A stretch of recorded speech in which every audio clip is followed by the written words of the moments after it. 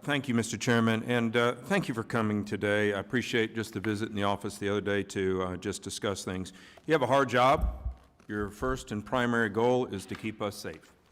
And I appreciate the fact that you're going to hire people who are qualified, regardless of any other type of extraneous factors, to keep us safe. I know that's a hard job, and you have to keep morale up and all those other things. So thank you for doing that. Speaking of morale, how was morale when you came in to assume your position?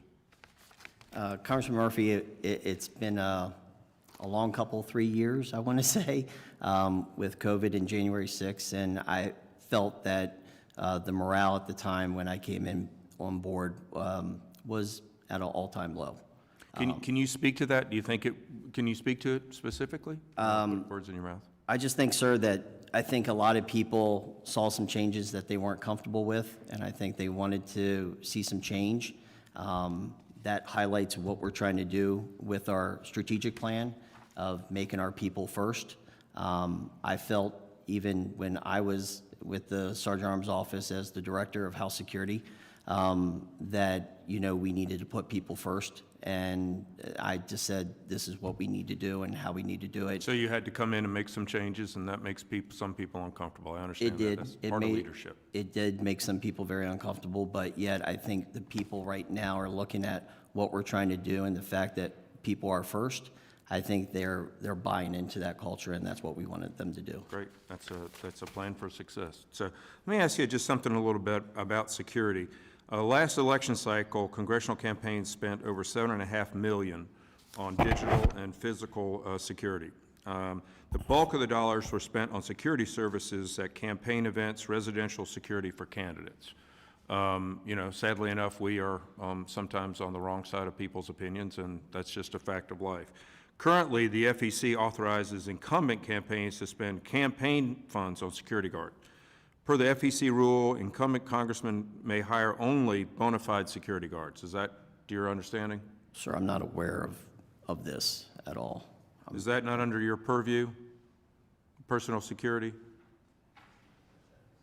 It's FCC. That's FEC, sir. Okay, all right. All right, well then I'm going to move to a different line of questioning then. So let me ask you this then, given the strategic planning that you're doing and the fact that you have moved forward with your recommendations of what you're trying to implement, what are your biggest hurdles other than the Capitol Police in getting those done? Sir, I think the challenge right now is for people to buy into the culture.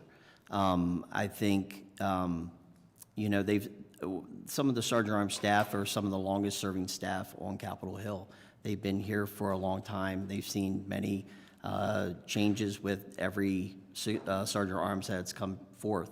So I really think that putting this plan in place and for people to actually take a look at it and to have buy-in to it, I think that's our biggest challenge right now. And I think it's working, but I think there's a lot more to improve on. Okay. So do you guys have anything, I'm just going to go back to the security part.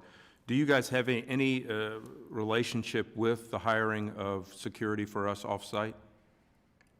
Any purview, any supervisory role? You do have law enforcement coordinators in your office that we coordinate with on a routine basis when you ever have an event that is in your district. So we do have individuals that coordinate with your law enforcement coordinators about that.